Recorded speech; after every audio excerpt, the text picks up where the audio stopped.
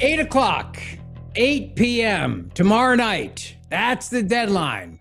President Trump says Iran, 8 o'clock tomorrow night, or else you're going back to the Stone Age. Let's talk about it. Here we go. It's Monday. Let's go.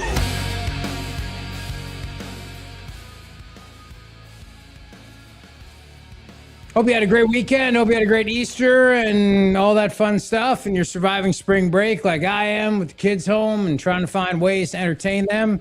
Now, just a few minutes ago, the president wrapped up a press conference at the White House. They were talking about the missing pilots and the amazing recovery mission and how they got them, and the CIA, their deceptive tactics so that they were able to get the second pilot, the second airman. It was great. I mean, really amazing stuff. And the president took a lot of questions. And basically, the questions come down to this.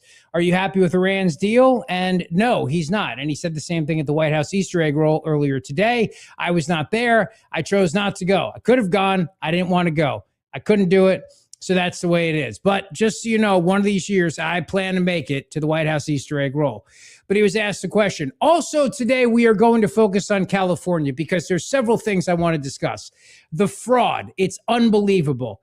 They're spending millions of dollars to try to rehabilitate their image as if it's an image issue and not a policy problem. And I am convinced that the first partner of California, Jennifer Sebel Newman, is AI. And it's like, if they put into AI, create for me a annoying white college educated liberal woman who just finds ways to irritate men, it would just generate her perfectly. Like perfectly. I don't think she's real. She can't be real. She's too annoying. She's too woke. Everything she says on Friday, if you listen to the show on Friday, if not, go back and listen to it. It was about how the boy dolls, the boys have to play with the girl dolls, and all of it. It's just not real. It's not possible. And AI, we talk a lot about AI. A fascinating thing was said by Mark Zuckerberg, really fascinating, kind of got me. And I said, wow, that's really true. Like, I never thought about it that way, even though it's been so glaringly obvious, staring me right in my face. But first of all, here's where we stand with Iran. 8 p.m. tomorrow night, they have to accept the deal, but I don't know if the deal is fully worked out or not. The president said he's been told a lot of different deals. This is what he said today at the White House Easter egg hunt. Fire proposal from this morning. I've seen every proposal you can imagine. More proposals. Tuesday, your final deadline is Tuesday at 8 p.m. Your final deadline. Yeah. If Iran does not meet your demands, Mr. President, are you willing to continue the war? Well, you'll have to watch. It's an easy question. The answer is yes, but you'll have to watch. What do you think is the latest proposal? They've made a proposal, and it's a significant proposal. It's a significant step. It's not good enough, but it's a very significant step. They have made, they're negotiating now, and they've made a very significant step. We'll see what happens. Okay, they've made a significant step, and they're negotiating now, and we'll see what happens. All right, that's what the president said. But they could be taken out in one night, and that night could be not tonight, because tonight's UConn, Michigan, obviously, so it's not going to be tonight. But it could be tomorrow night. Well, at a level that nobody's ever seen before. The entire country can be taken out in one night, and that night might be tomorrow night. Both members of the crew ejected from the aircraft and landed alive.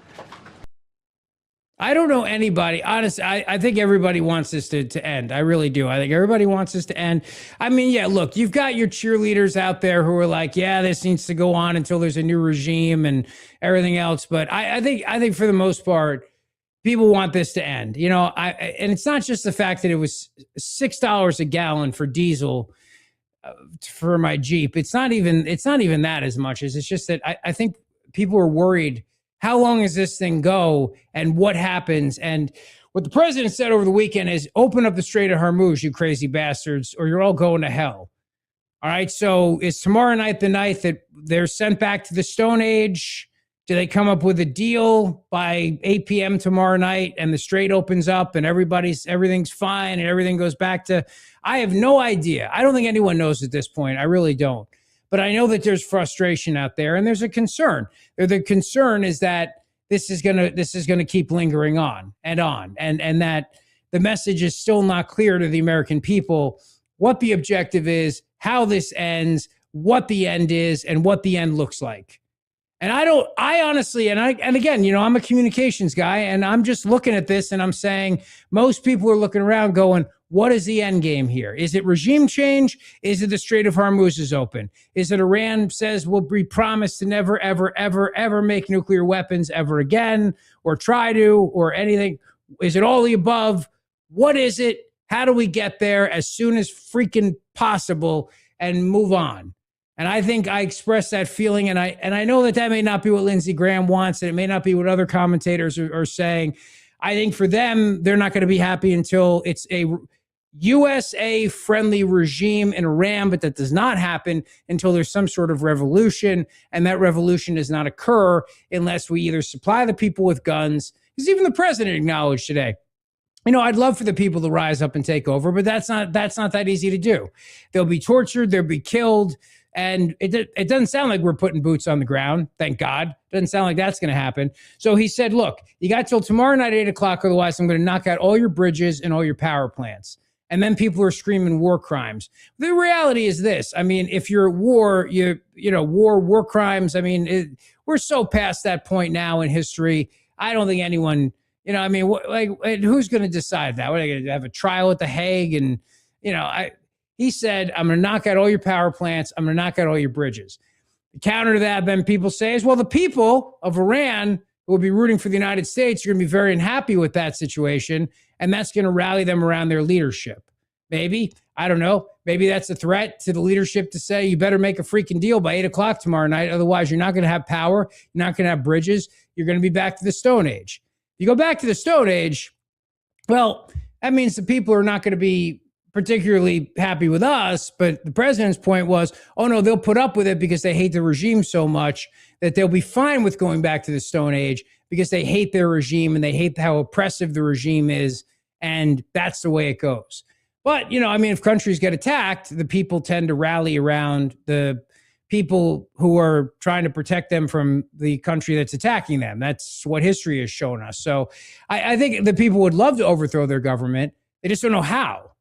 That's the thing, it's why we have a Second Amendment, so that we could, if we ever had to, this is the reason for it, the historical reason for it is to protect ourselves and our family. But also if we ever had to rise up and take back our government, the people could be able to do so. They don't have that in Iran. So I don't know how the people of Iran get around that fact.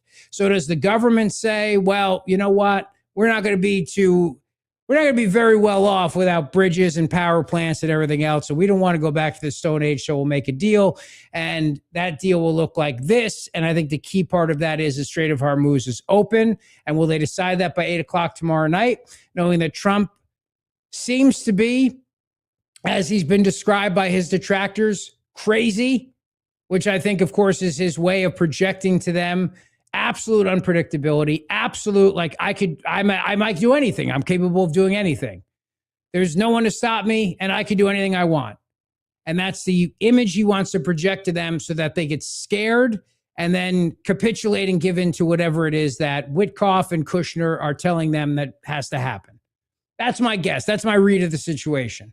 Will it all be decided by 8 o'clock tomorrow night? Probably not. We'll probably have an extension, I would imagine, but who knows? Now, the president did say that there was a leak in terms of the missing pilot, the plane that was shot down. They're going to go after that leaker, and they're going to go to the news outlet who reported that and threaten the news outlet with jail time. So what will happen is the news outlet will probably say, no, we're not revealing our source. And then they'll get arrested, and then it'll go to court, and there'll be a court battle over that. And it'll be a First Amendment showdown, because I doubt that the media organization will give up their source within the government, but you never know. Probably not. If I were a betting man, I'd say that that's how that plays out. We've kind of seen that game before, right? This is what the president said about that.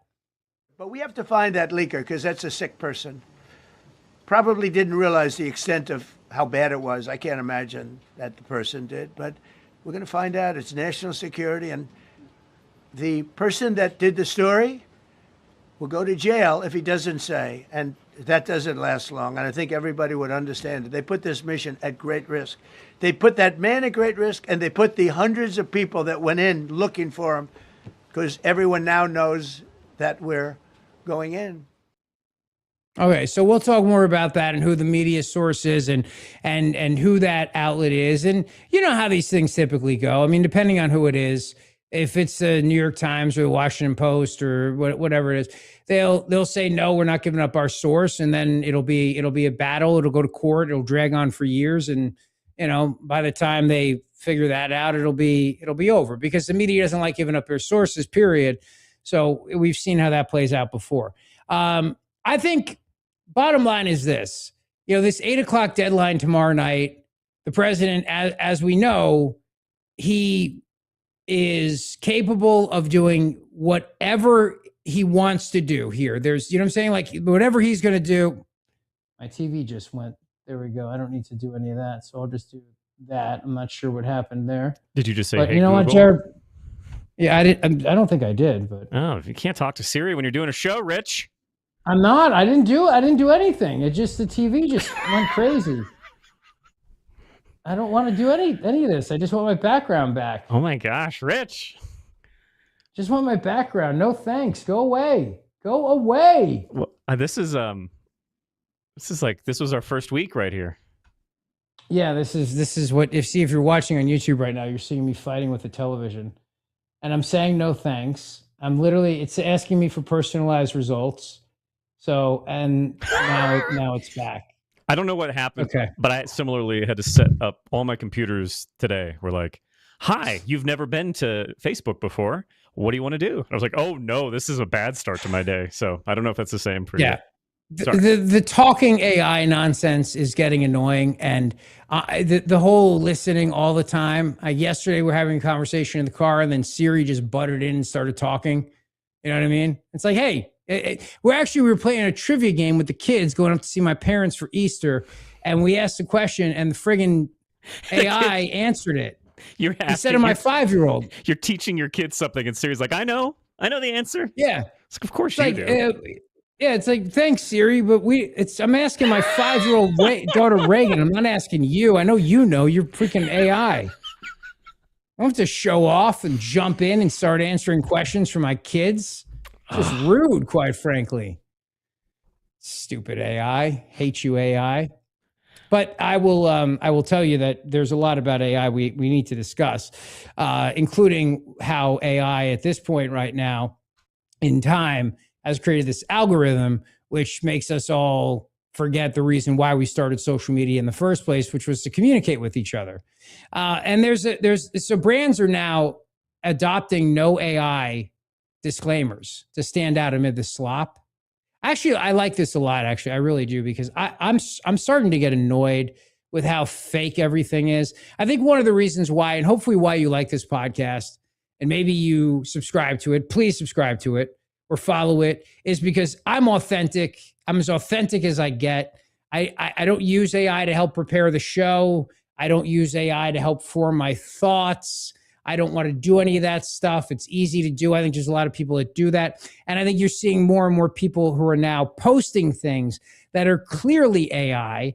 And then there's this frustration out there of a lack of authenticity that is happening. Look, I mean, love him or hate him. I mean, with Trump, like, he's as authentic as it gets.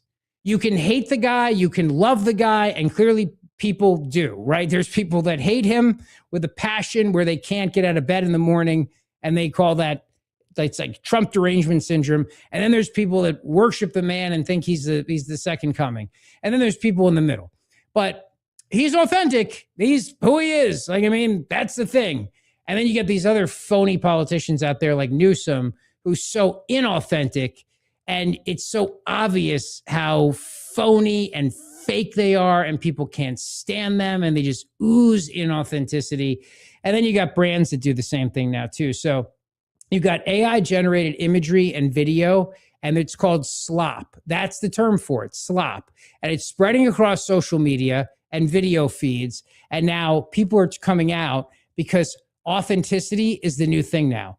So it's part of a message about authenticity they want to send to their customers. We commit no AI generated bodies or people, promised the campaign last month from American Eagle. Now, you remember American Eagle, they used Sydney Sweeney, and they did great because Sydney Sweeney, although she's so almost perfect looking, you would think she is AI. She's not. She's a real person.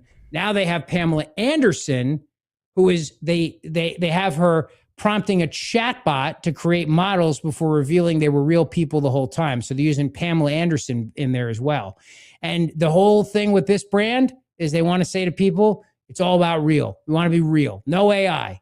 No AI disclaimers, which are happening right now because 68% of consumers question whether what they see is real, and they are tired of being tricked by the fugaziness of all of it. And they want connections, and they want real connections and people connections and actual authenticity, which is, again, why I hope you like the podcast, because you're seeing more and more, not so much in talk radio and this genre of podcasting, but you are seeing it in music. Like there's 11 of the songs right now that are on the top charts. 11 of them are AI generated. There's this guy out there now who's bragging about the fact that everything he's writing, everything is all AI. And he's publishing articles. There's books being written in AI right now. And people are getting sick and tired of it. Because another problem with AI is that AI winds up tricking you into thinking that you're better than you actually are. And Carrie sent this to us last week, and I didn't get a chance to talk about it, but it really is fascinating how they did this study at the University of, or Michigan Institute of Technology. And what they found is that ChatGPT is damaging the way you think. And it's damaging the way you think because it's there to kiss up to you in a way that the robot overlords are doing, so that you will trust it, but it's deceptive. And specifically, when people ask questions or describe situations in which their beliefs or actions were incorrect, harmful, deceptive, or unethical, the AI replies were still 49% more likely to agree with the user and encourage their delusions as being the correct viewpoint compared to responses from other people. And that is AI assistants, including ChatGPT, Claude, Google's Gemini. They regularly provide overly agreeable answers, doing more harm than good. And the team from MIT actually warned that overly agreeable AI chatbots can cause users who rely on these programs for answers and opinions to suffer from delusional spiraling, a condition where you become extremely confident in outlandish beliefs. Like, remember in Star Wars when they had Han Solo said delusions of grandeur? Like, everybody here has delusions of grandeur. That's what AI is doing to people right now. It's making them have delusions of grandeur. They're basically turning around and going, you know what? You're right. That's a great idea. It's an awesome idea. You should totally quit your job and do that. You should definitely start that rtelling You should definitely do this. You should definitely leave your wife. You should definitely, run off to Alaska and live in a van. Like, it's telling you crazy stuff. And really, if you had a friend, a human being would tell you, you should not do any of those things. The AI is becoming yes men. And what I worry about is that more and more of this now is being interjected into our lives without us even realizing it. And for the kids, like I saw an article today, and it said Gen Z is having more relationships now with sex bots. Okay. Sex bots. Now, there's a word for that, and it's called pornography. When you're online and you're having relationships with sex bots or chat bots or whatever they are, and that's just modern day. That's the old magazine that used to come in the mail in a brown cover. You know what I mean? That used to like hide under the mattress, and maybe your dad's. You know what I mean? You're doing that online, and you're Gen Zer. That's just an AI way of getting you to not have a relationship with a human being, and you're at home pleasuring yourself. But then as adults, we're pleasuring ourselves in a much different way, which is emotionally by having these things reward us by telling us how friggin' great we are. And it's kind of scary because there's actually a lot of level of critical thought that is missing from society right now. And many of the times when you go online, for example, and let's say you want to disagree about the war in Iraq or Iran, excuse me, or you want to disagree about this or that, you'll find yourself, you get attacked. And more of that we're discovering now are bots. It's not real. You're getting attacked very often by these things that are programmed to put out propaganda. And so you don't know what's real and what's not anymore. And it all started, think about it, social media was a way for us to get in touch with our old friends. So like I think back to Facebook and I think about my friends from high school and be like, well, let's reconnect, you know, haven't talked to people in a while. Or if you're watching on YouTube right now and we have our chat going, so people are chatting and they're forming it and there's connections and you get the Zeoli Army connection and the Talk Radio 1210 WPHT connection. You have all these connections. Some are positive and some are negative, but for the most part, people are really talking to each other in a mostly positive way, respectfully disagreeing and these sort of things. Somewhere along the way, all that went out the window. You know what I mean? But it started with us reconnecting with people. It's like, you know, I haven't talked to my friend from college in 20 years. I'm going to reach out and see how he's doing, the kids are doing, blah, blah, blah, all that stuff. Nowadays, it's, you know, I don't like paying $6 a gallon for gas. Well, you must be a Nazi. You know what I mean? It's like, you must hate Jews. You must hate Israel. You're like, wait, what? What's happening right now? This is the conflict in society that is being driven largely by AI. And it's relevant in the sense that our nation right now, I think there's almost a fear to disagree because we're worried about getting blasted and called horrible names. But the algorithm wants you to be afraid in many ways. I really do. I think that. I think it wants you to be afraid to disagree with somebody, even respectfully, because it rewards fighting. It rewards fighting. So then you might say, well, then why would it want you to be afraid to disagree? Because if you're not somebody who wants to fight, you'll just avoid it completely. You'll just stay away from it. And then it weeds out people who might offer critical opinions on things. And then it just rewards the people that'll go in there and just fight with each other and tear each other apart. That becomes what the algorithm does. So take the Iran situation, for example. We've talked a lot about influencers who, like Megyn Kelly calls Mark Levin micropenis, he calls her deep throat.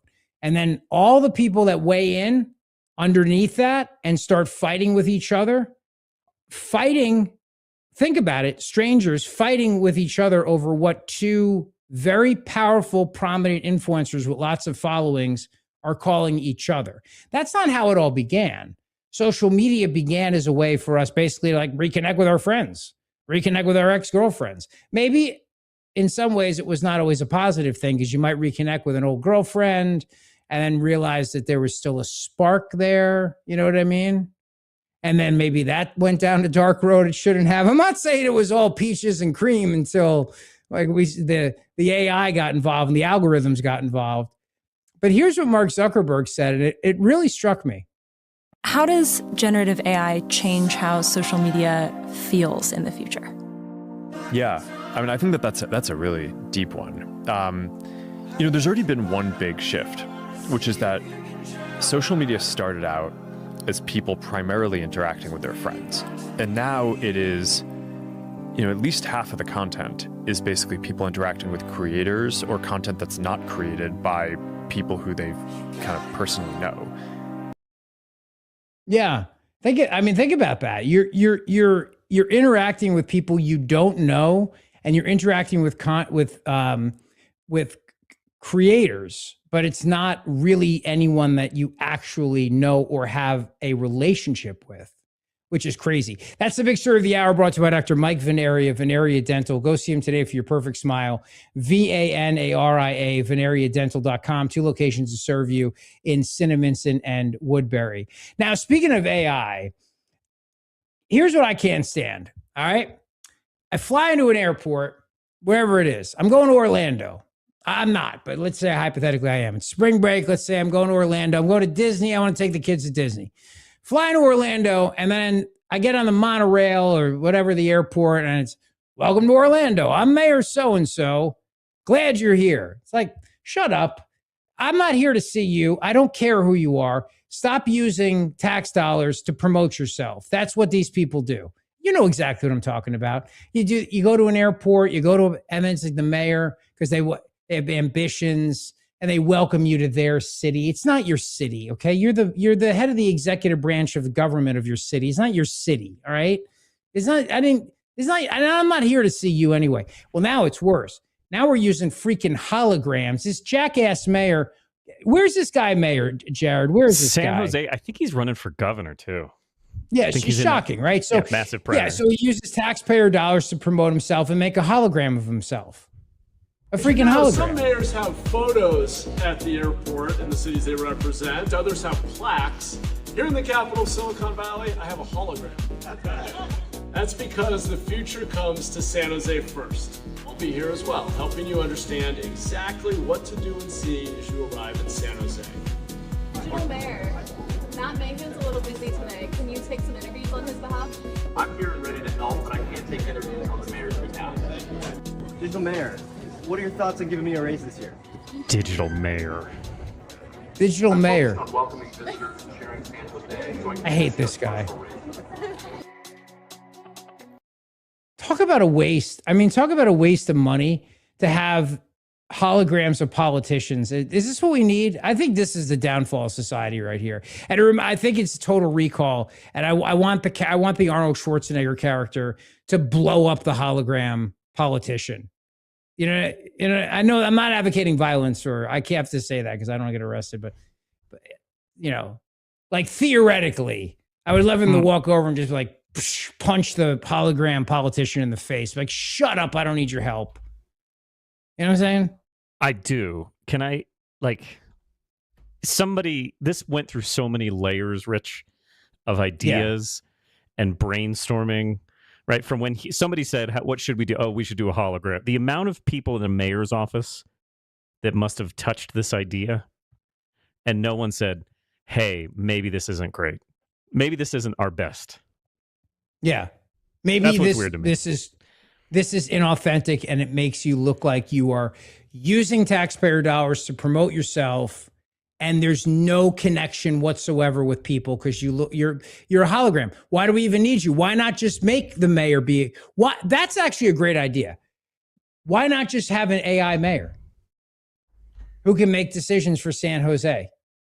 You don't even need to have a person there. You want to talk about replacing people? Why don't we're always talking about AI replacing jobs. Why not have AI replace the jobs of politicians? I bet you they make better decisions for the most part. Probably would be better at math. Probably better at spending money. You know? I mean, they know math better than people. So I'm the first AI mayor.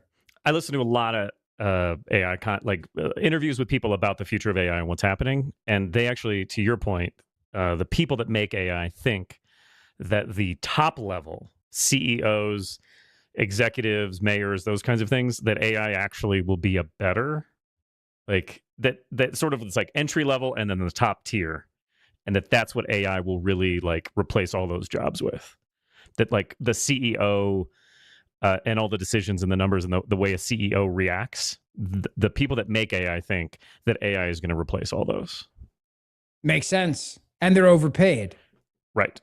And they're really just making the thing is, the problem though is that the CEO's in charge, so it's like Congress term limiting themselves. They're never going to do that. So the CEO's not going to replace himself with AI. You know what I mean? Right. The mayor's not going to replace himself with AI. But if you had a vote for two candidates on a ballot, one's the mayor. Say let's choose Philadelphia, Sherelle Parker or AI Sherelle Parker. I'm going with the AI version. I'm going with the AI version. I also think, though, that to your point, that I don't think it's going to be like a decision that people make. I think like the music is a great example. People actually don't want AI music. If you ask them in polling, they don't want that because there's no emotion. There's no, like, it didn't, AI didn't experience a breakup. But if you give it to them and they don't really know any different, they're kind of like, yeah, it's fine.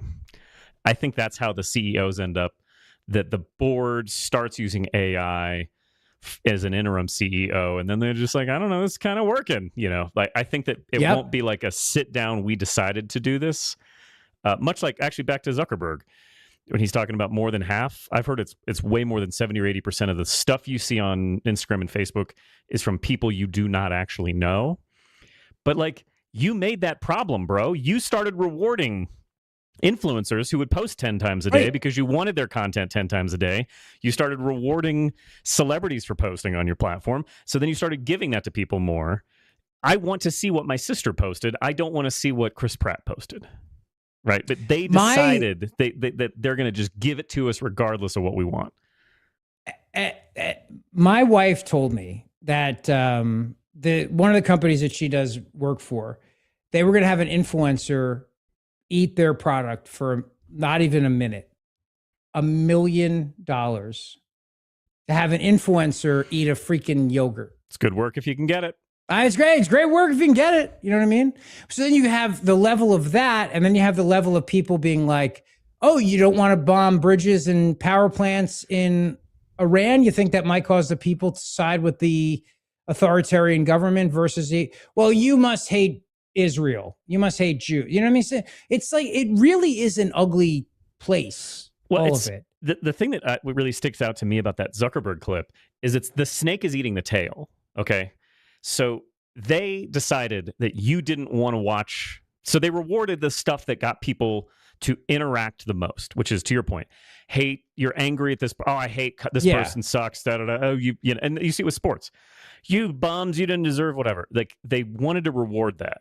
So that the more vitriolic and hateful thing you can do, the more it rewards you. And then they look at it. Facebook says, well, look at all this stuff. Like, these things are popular. Let's give them more. And they reward it and reward it. Now Facebook looks at what we do and says, well, you go on our platform. You don't even really know these people. You're just on to feel upset. So we shouldn't serve you your friends. You don't actually want friends on Facebook. You just want more, BS content. Like, then they give you more because they see that you're not actually using more. And the more they give you, the more that, like, it is maddening to watch that Zuckerberg clip for me.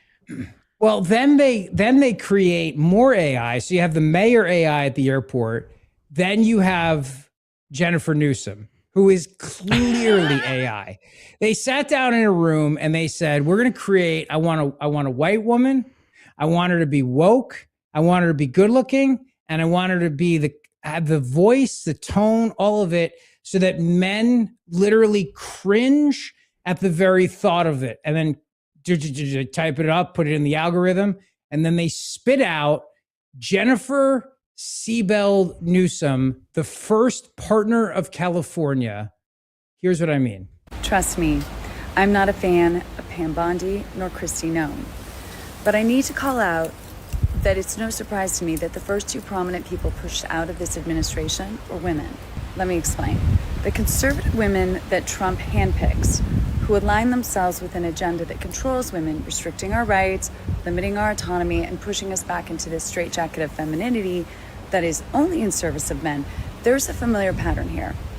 Women are brought in, packaged Mar-a-Lago style, and lifted up as long as they commit to wholeheartedly serve the interests of the patriarch at the top.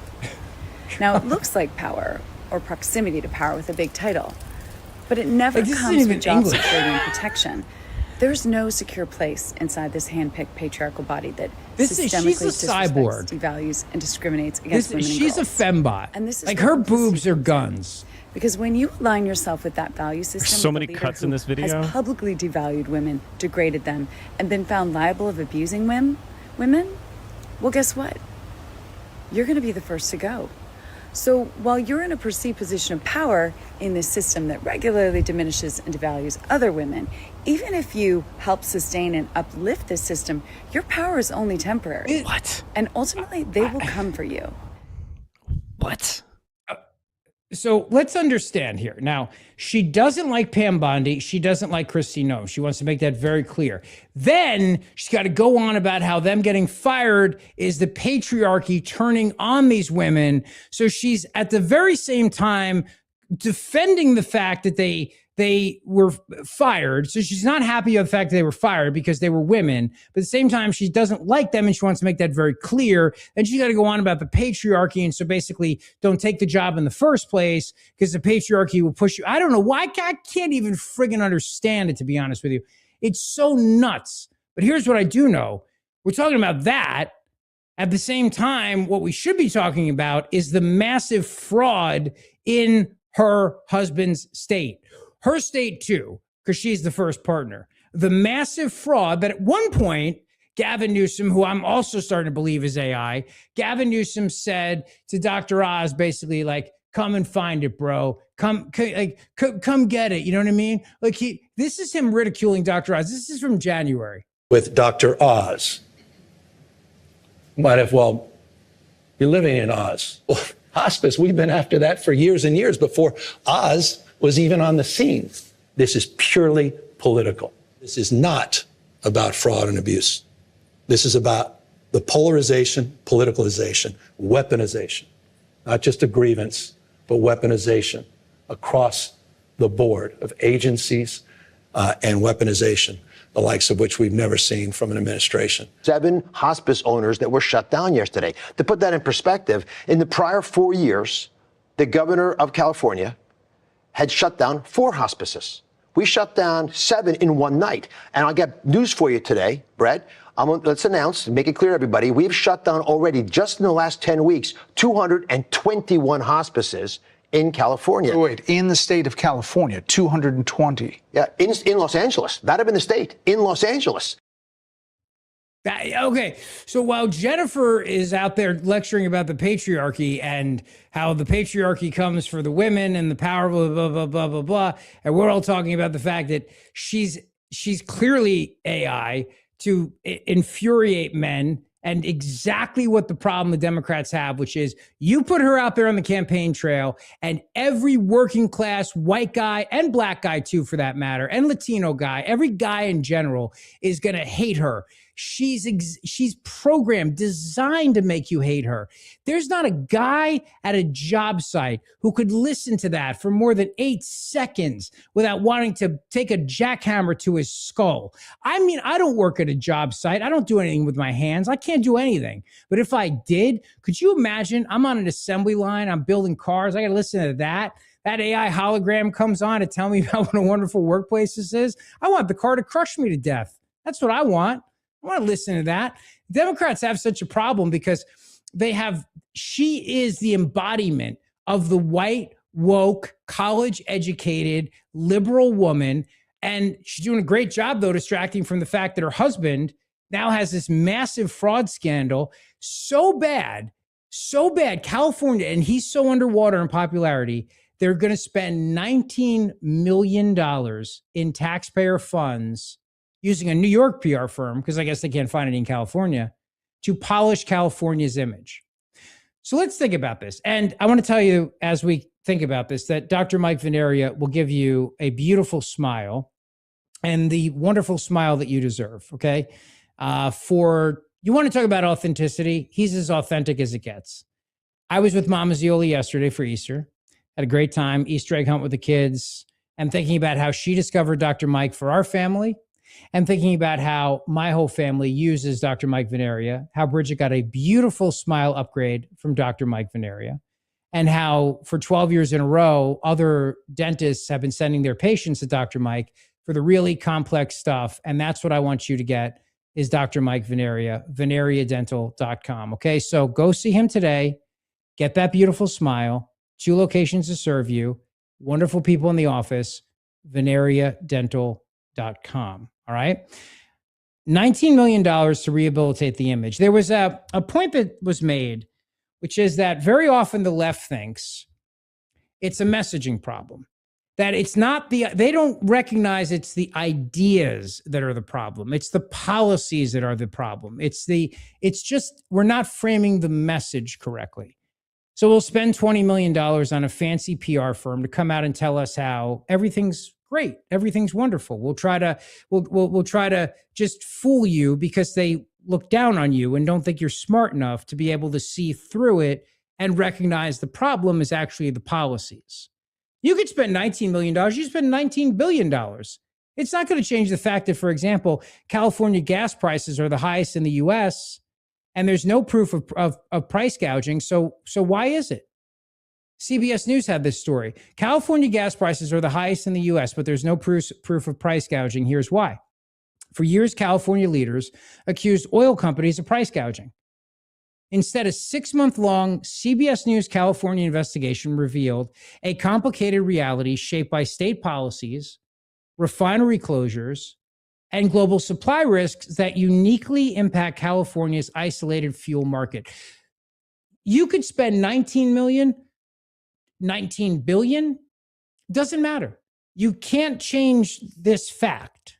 But you can fool people. I mean, you can try to fool people and blame the oil companies and blame the gas stations and have a PR firm do all these things. But if you actually just, instead of that, corrected the policy, you would make people happy and not have to spend the money on that. But the left doesn't think that way because the left is convinced that their policies are right. And if something goes wrong, if they can't fix the homeless problem, if there's rampant fraud in the Medicare system or Medicaid system, if there's rampant fraud in the hospice system or the whatever it is, the policy of giving all this money away is still a good thing. We just now need to work on the PR to convince everybody of the issue.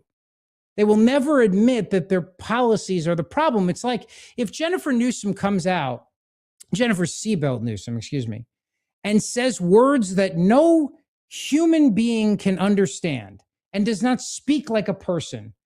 They don't course correct and go, maybe the problem is we sound like we're freaking AI. Like nothing about lecturing about the patriarchy and sounds authentic. It doesn't relate to people. It's not so we just need to spend money to convince you that yes, lecturing about the patriarchy is good. Going after oil refineries and shutting them down is good. Climate policies that drive up the cost of gasoline, that's good. Throwing money at the homeless problem, even though it doesn't fix it, that's good. They never correct. They never turn around and go, maybe it's me. Maybe it's me. Maybe I'm the problem. No, it's always you. You just don't understand how wonderful their utopian policies are. So all we got to do is hire a fancy PR firm to just show you the error in your ways and how you're not getting it. These are wonderful policies. You just don't see it. The CBS News investigation shows higher taxes, labor, and business costs, combined with environmental programs, regulations, and the state of California's unique fuel blend. That's what drives up baseline prices. And the political narrative is shifting after failing to prove price gouging and grappling with the impact of 2 shuttered refineries in California. State leaders are now publicly acknowledging the need to incentivize oil companies to stay. But why are refineries leaving? Rising costs, increasing regulations, long-term policy uncertainty, and shrinking returns. And California now is stuck with bringing in all their oil from overseas, over 60% of it, and they're now at $6 a gallon. So what do they do with the $19 million they're spending on the PR firm? Well, part of it is to lie to people and blame Trump, blame price gouging, blame all these things to try to convince you it's not our policies. It's not that we went all in on climate change. It's not that we went all in on making oil the bad guy and suing them and trying to shut them down. No, it's not that. And we think you're stupid enough that with the right PR message, with the right blend of madmen sitting around and drinking their whiskey and smoking in the office, we can convince you of anything. They look down on you. They think you're an idiot. They think you're an idiot who could be so easily manipulated by the right blend of messages on social media and wherever else that you'll fall for it. And you'll ignore the fact that they've got sales tax, state climate programs of 10%, including a cap and trade, low carbon fuel standards, taxes, base tax and fees, refining fees, and all these other things that go in. a persistent mystery surcharge that goes into everything that winds up causing prices to skyrocket. And guess what? If this guy becomes president or any other Democrat becomes president, and we see what their policies do to the costs, they'll try the same game. Now, look, I'm glad the president's acknowledging gas prices are high right now. I'm glad he's acknowledging that, because I don't like when politicians of my side pretend and lie to me.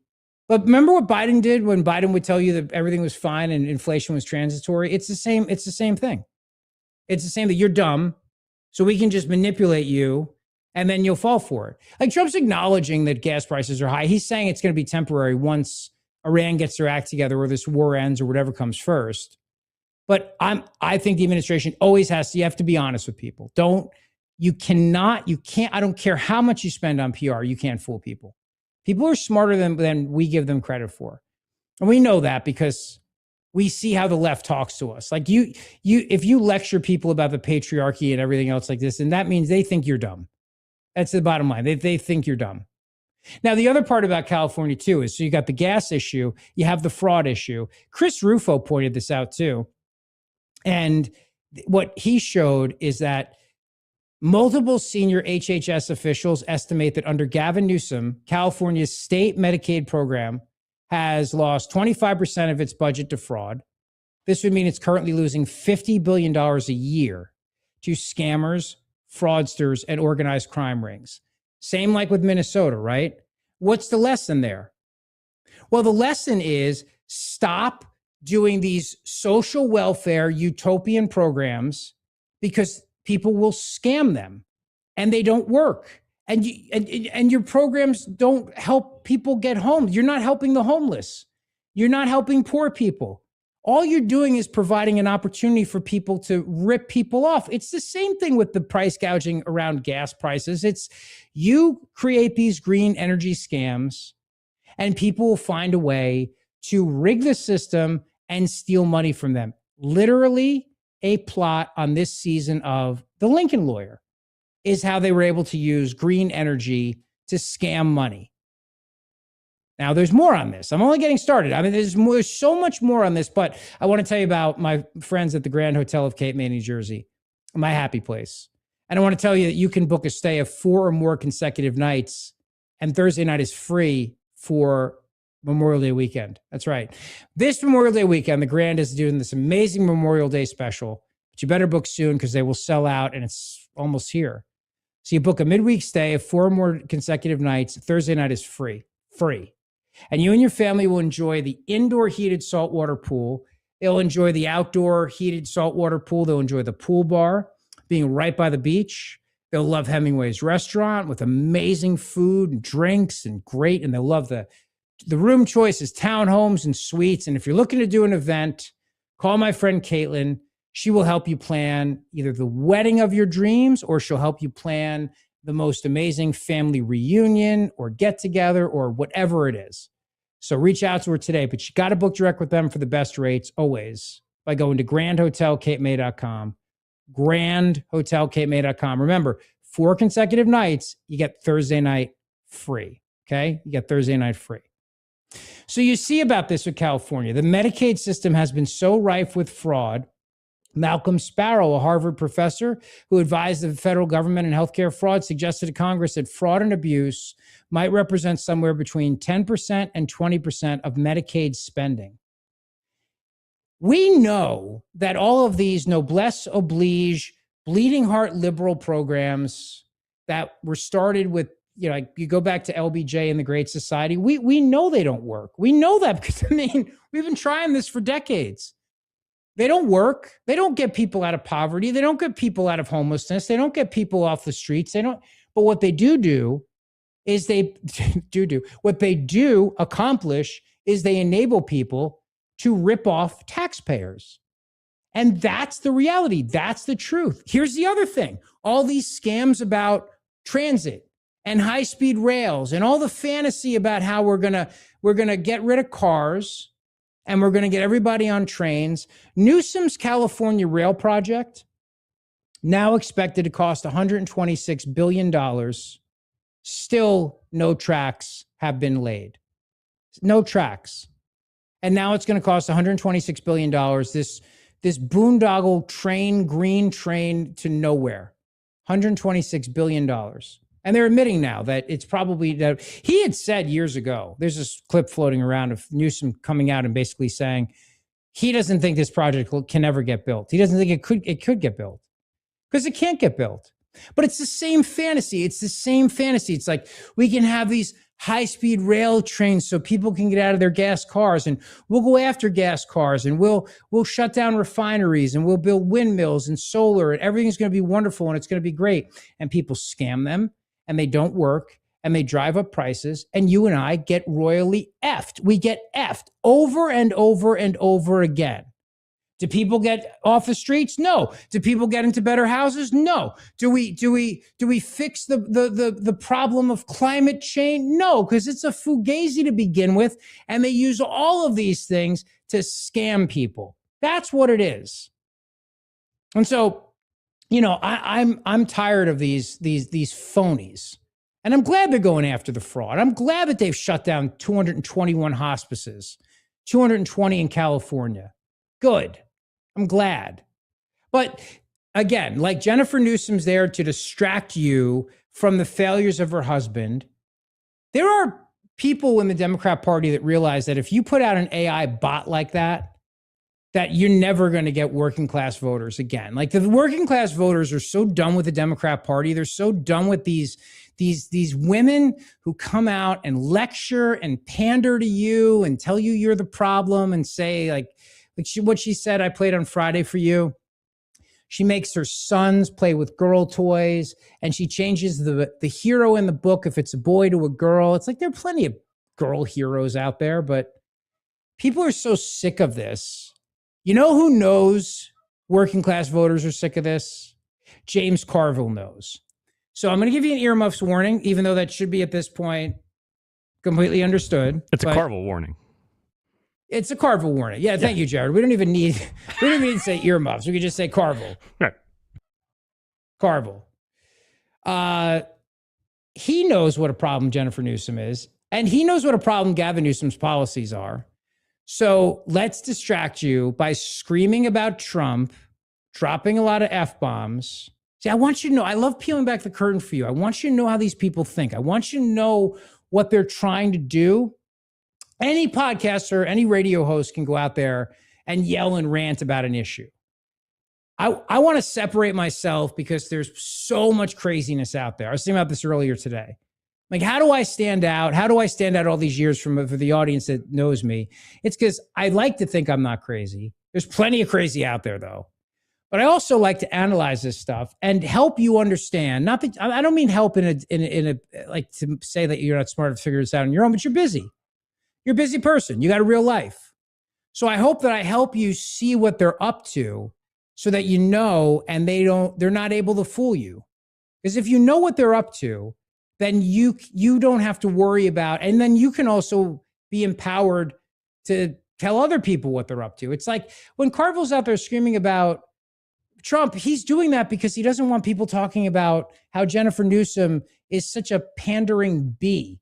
And he doesn't want people out there talking about how Gavin Newsom's policies have destroyed that state, that now even CBS News is acknowledging that he's the reason. He's the reason why there's $6 a gallon. It's not price gouging. You know, I mean, the scam of Democrats and Democrat states has cost taxpayers billions of dollars. It's their policies and their horrible oversight of your money because they don't think it should be your money. They want to take your money and they want to redistribute it because they don't believe you should have it. So enter James Carville to distract everybody by screaming about Trump. Listen to me, Trump. I'm going to tell you fat fucking ass something. You're getting ready to get the living crap kicked out of you. You don't know because they haven't really told you. And let me tell you something. They're gonna start breaking the news to you kind of gently, and you're going to sit there and wonder what it feels like to be punched in the mouth by Mike Tyson. But you won't know, because it's quite one thing to imagine what it's like to get punched in the mouth by Mike Tyson. It's another thing to actually get punched in the mouth by Mike Tyson. And that's what's going to happen to you in November. Now, let's talk about your future, your post-November future. First, people are not going to return your phone calls. They're going to correctly think you yesterday. Yeah, they'll say, well, he's got 2 years left. He can do damage. No one gives a shit about him. The Democrats are going to investigate you. We get the point. Thank you. I feel like people are still going to return his phone calls. He's worth $6 billion. Like, I think anyone who's worth that much and is president, people will call that person back. You know, Jared, like, there's a lot of people I won't call back. I would still call that person back. You know what I mean? I assume that anybody who is going to return Donald Trump's phone call today will probably return his phone call a year from now. Yeah. Right. Like Jennifer Sebel Newsom's not returning his call today. No. And she's not going to return it in 18 months. But if Jennifer Sebel Newsom got a phone call from Donald Trump being like, hey, I want to give $10 million to your woke Women's Justice Hall of Fame or whatever, she'd call him back. She would call him back, but she would tell everybody she didn't call him back. Also, it's hard to imagine Emmanuel Macron being like, nah, we're not going to call that guy. It's just 2 years of our largest NATO ally. Like, don't call him back. He can wait. Like, that's insane. We're not going to call the president. Right.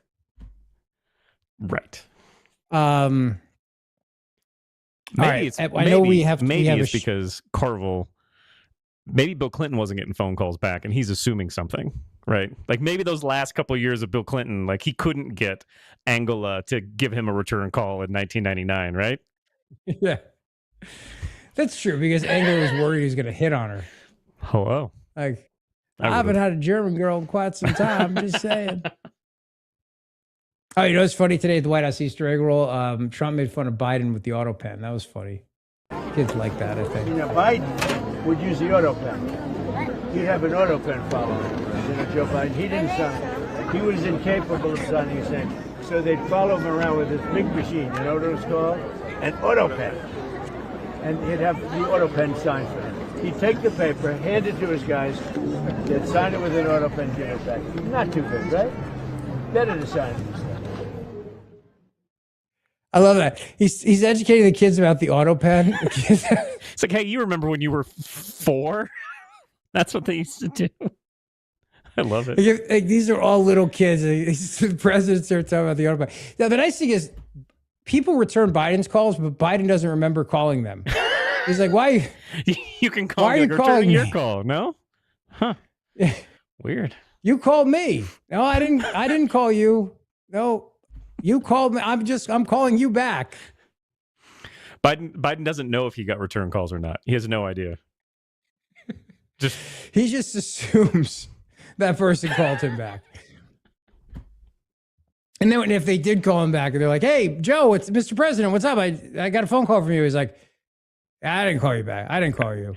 That was Jill. He's, you know, like how Kerry and some of those other people were trying to, like, they weren't in the administration, but they're doing damage control, you know, like throughout Trump's first, whatever that was. Biden would be getting calls from like former vice presidents and things that aren't even in politics. And he's like, you're still running that country, right? Like, no, bro. Like it hasn't been Tony Blair for quite a minute, you know, like he would have no idea who those people were.